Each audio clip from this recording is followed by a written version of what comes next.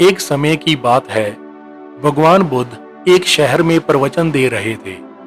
उन्होंने प्रवचन के बाद आखिर में कहा, जागो, समय हाथ से निकला जा रहा है।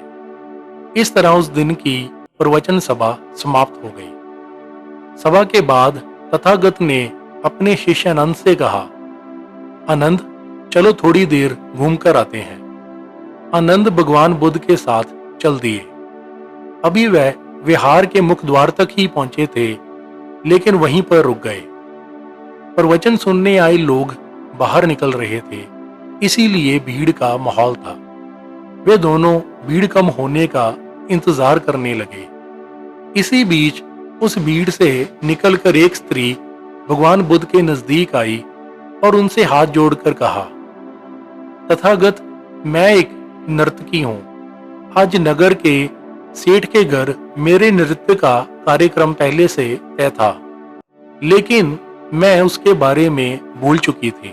यहाँ जैसे ही आपने कहा, जागो, समय निकला जा रहा है, मुझे तुरंत इस बात की याद आई कि मुझे कार्यक्रम में जाना है।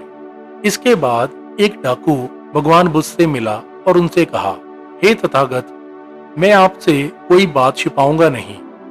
मैं भूल गया था कि आज मुझे एक जगह डाका डालने जाना है, पर आज उपदेश सुनते ही मुझे अपनी योजना याद आ गई। इसी तरह एक बूढ़ा व्यक्ति भगवान बुद्ध के पास आया और उनसे कहा, हे तथागत, जिंदगी भर दुनिया भर की चीजों के पीछे मैं भागता रहा। अब मौत का सामना करने का दिन नजदीक आ रहा है। अब मुझे लगता है कि सारी जिंदगी यूं ही बेकार हो गई।